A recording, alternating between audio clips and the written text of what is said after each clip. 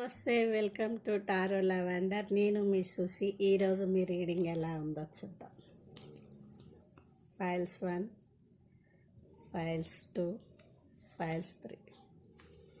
Files 1, ace of wands. మీ ఎదుగుదలను ఎవరో ఆపుతున్నారని మీరే ఎప్పటి నుంచో బాధపడుతున్నారు. మీ ఎదుగుదలను ఎవరు ఆపట్లేరండి, మీరే ఆపేసుకుంటున్నారు. అది మీకే అర్థం కావట్లేదు. మిమ్మల్ని ఆపుతున్నారని అనుకుంటారు, కానీ మీ చేతి నుంచి పోయే డబ్బు పోతుంది. పెట్టే సొమ్ము పెడుతుంటారు, అందరితోని బాగుంటారు, అందరు నా వాళ్ళు అనుకుంటారు. అందరి కుటుంబాలు బాగుండాలని నువ్వు అనుకున్నప్పుడు నీ ఎదుగుదల ఎవరు ఆపుతున్నారు? నువ్వే ఆపుకుంటున్నావు. అది నీకే తెలుస్తలేదు. నీకు దేవుడు కరుణిస్తలేడు, నాకు సాయం చేసే మనుషులు లేరని అనుకుంటున్నావు, కానీ నీ చేతులారా నువ్వు చేసుకొని ఇప్పుడు నీ మీద నువ్వే నిందలు వేసుకొని నువ్వే బాధపడుతున్నావు.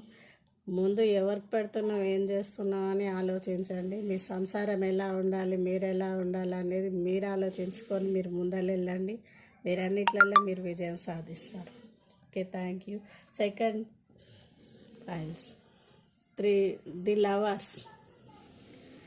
నువ్వు ప్రేమించిన వ్యక్తి నీతో మాట్లాడతలేరని నువ్వు మనసులో బాగా కుమిలిపోతున్నావు, బాధగా ఉన్నది నీకు.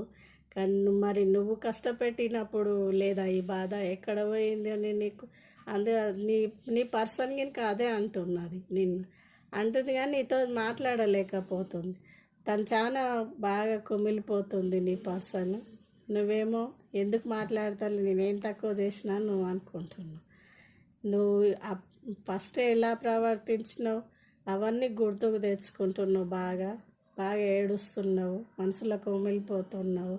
నువ్వు పెట్టిన బాధలు కష్టాలకే తను ఇలా మారిపోయిందని నువ్వు అనుకుంటున్నావు.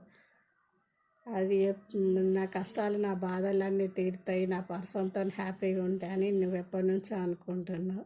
నీ కోరిక నెరవేరుతుంది, నీకు దేవుడు తోడున్నాడు, మీరు హ్యాపీగా ఉంటారు. Piles 3, the high priestess.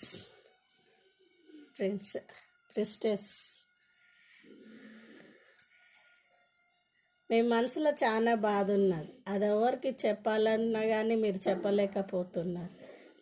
మీరు చెప్పుకుందామన్నా కానీ మీకు తగ్గ మనిషి దొరుకుతలేడు. మీరే కుమిలి ఏడుస్తున్నారు, బాధపడుతున్నారు.